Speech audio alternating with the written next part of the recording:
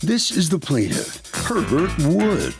He says the defendant, an old friend, brokered a car sale for him and pulled a switcheroo on him at the last minute. He thought he was buying a 1998 Pontiac Grand Am, but when he got the title, it was actually a 1994. The defendant refuses to return his money. The friendship's over, and he's suing the flim-flam car man for every penny of the $3,000 he's owed.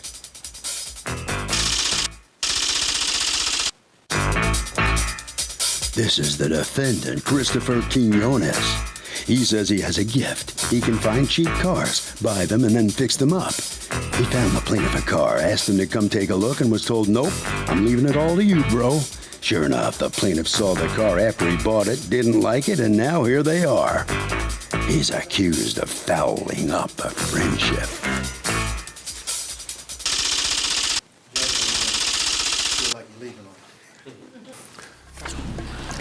Litigant Simon sworn, Your Honor. Thank you, Douglas. Herbert and Heather Wood, you'll be representing both you and, is that your wife? Yeah. Okay.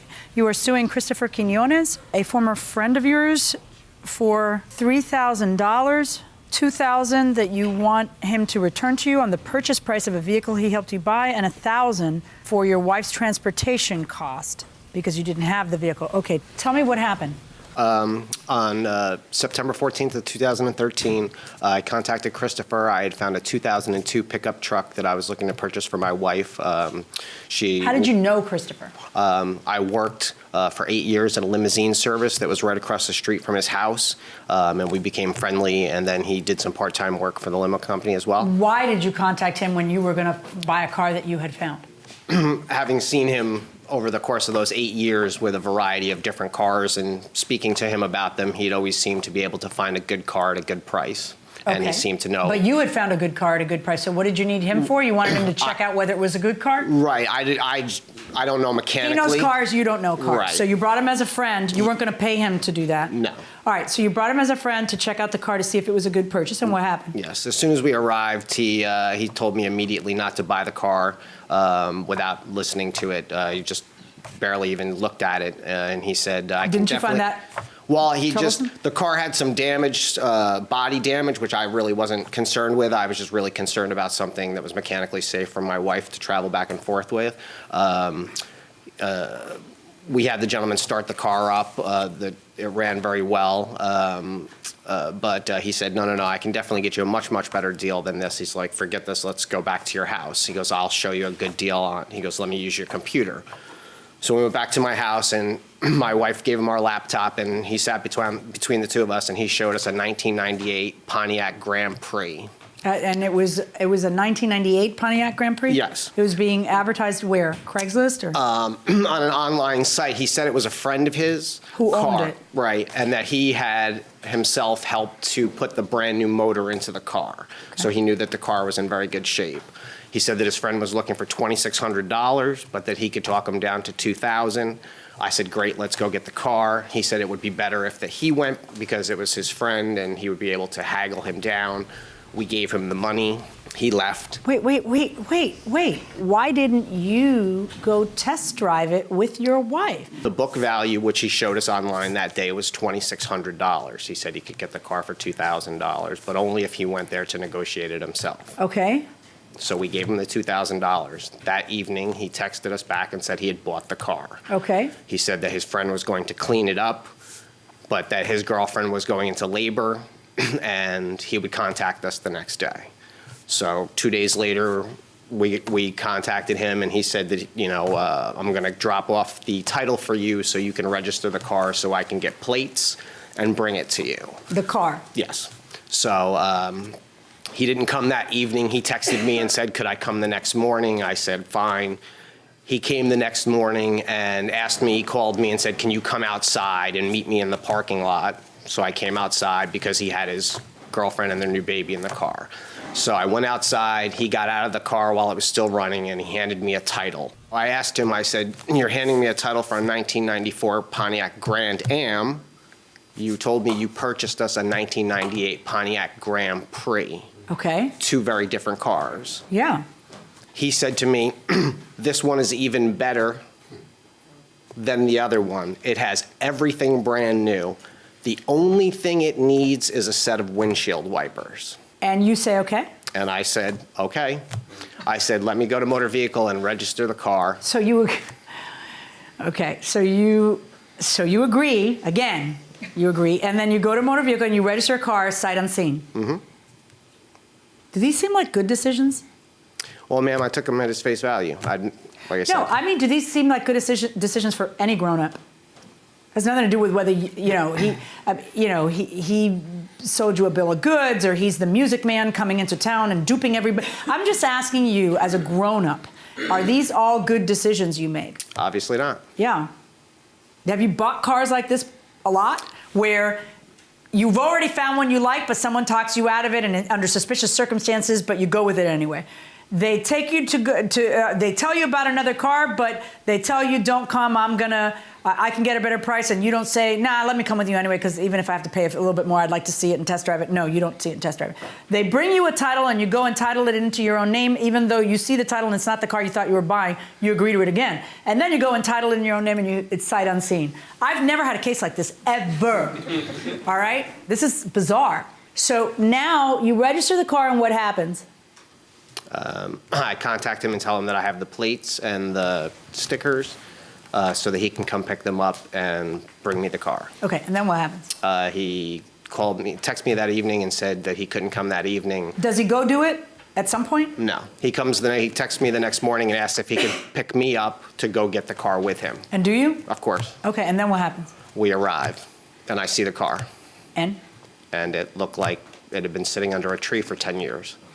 I thought you said you saw pictures of it. And that was I did, good of a enough for you. 1998 Pontiac Grand Prix, not a 1994 Pontiac Grand Am. So you're suing him because you refused to take the car. Exactly. Okay, so you are suing him because you abdicated your responsibility to check out a car to your satisfaction, and as it turns out, leaving it in his hands for it to be under his satisfaction turns out to have been a bad idea in your estimation, and now you don't like it. To sue somebody, they have to have done something wrong. You gave him a bunch of responsibility that you now regret having given him. What did he do wrong?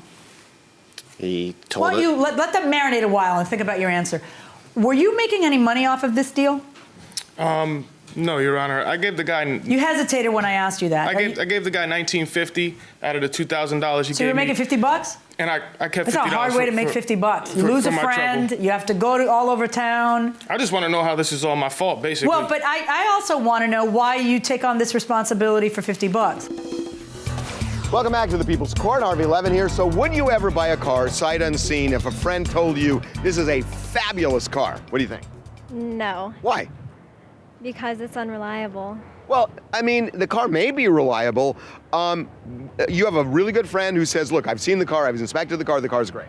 I'd have to look at it first. Look at the underbody, look at the engine. You have no friends in the world, I'm gonna go way in the back, no friends in the world that you would trust enough to buy a car sight unseen.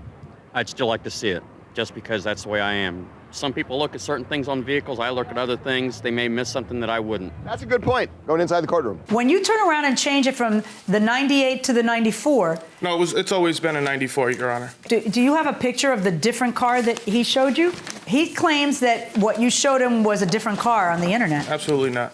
Okay, no, this is you putting in a blue book value for a car that you claim. What I want is the Craigslist ad or the ad that you say is what he showed you, because I could do that and say you were supposed to sell me a 2012 Mercedes. Your Honor, Let's I say showed you him the can't. exact- This is just something you spit out when you put in what the car is. I'm asking you a very different question. Do you have any proof that the first car you looked at, it was a different car? Not that it matters, because you agreed to the 94. I'm just asking you. Do you have the? No, he just showed. Okay, so according to you, that's not even true. It was always the same car. It's always been the same car. So why do you suppose he got upset when he saw it and didn't? I have no idea. But what did he say? You were there, right? He was just like ranting and raving about many different things, you know, like, oh, this is wrong, that's wrong. There was nothing wrong. The car ran fine, drove fine. Why are you making his decisions for him? I know he's asking you to. He asked me to do him a favor, Your Honor. He has 3 cars sitting in his lot, none of them in his parking spot, none of them run right. Let me ask you a question. The car that you talked him out of originally, why did you talk him out of it? Oh, because when the guy started it up, it had a check engine light on, and when I asked the guy, you know, what's wrong with it? He said, oh, the exhaust underneath isn't for this truck. It's a red flag right there. Like, Right. Why are you gonna buy a truck that the exhaust doesn't even belong on this truck? It's not even matching parts, original, You nothing. think he made a lot more than $50, and you feel like he abused your friendship, right? What do you think he made, and what evidence do you have that he made more than that? Well, the book value of the car is $1,000, and that's for a car in fair condition. Okay, so you don't even know how the car runs because you refuse to take it. Right. Oh my gosh. Where's the car? I know this isn't going to be good. Where's the car?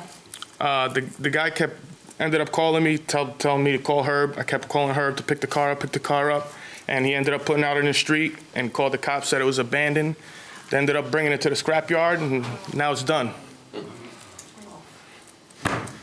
He asked me to do him a favor. I did a favor, and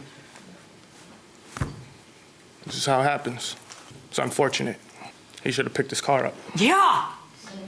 How do you not pick it up, have it on your side, have an asset on your side, then sue? I contacted my lawyer immediately after leaving motor vehicle that day and explained it to him, and he told me to refuse to take it. You'd already bought it.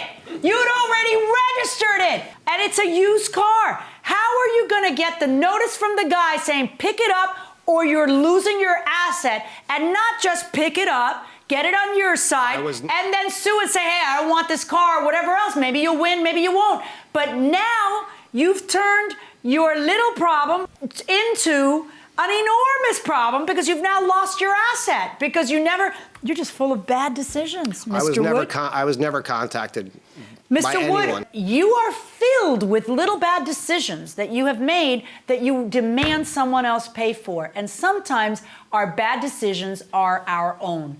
You gave him full authority to buy a car he thought was a good deal. He bought a car that he thought was a good deal.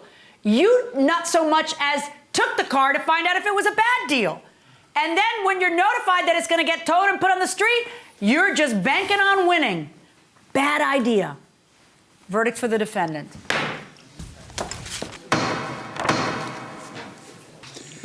And so that means the plaintiff comes out here on the losing end of this case. Not very good for you. No. No. Why did you pick your car up? I was never contacted to pick the car up. Well, you should have picked up your asset so then you can then sue once you have it in your possession. I did sue. So what does your wife have to say about all this? We'll find out. All right, head right down this way. Come on, step on in here. What do you think of this outcome here? I just think it's an unfortunate situation for Mr. Woods. I just wish him the best, that's all. Were you really trying to go out of your way to try to do something in his best interest, best you could? Oh, absolutely. That's the type of person I am. I'm a good-natured person. I just try to give him a hand. Why did you insist that he go pick that thing up? You knew. I did. I kept telling him, calling him, go get it. No response. No at all. All right, Harvey. Okay, a lot of people think it's a bad idea to buy a used car sight unseen. I think it is an insane idea. You should never, ever do that. And I know I sound like Taylor Swift. That'll do it for this case. None against for the next case on the way to the courtroom right now.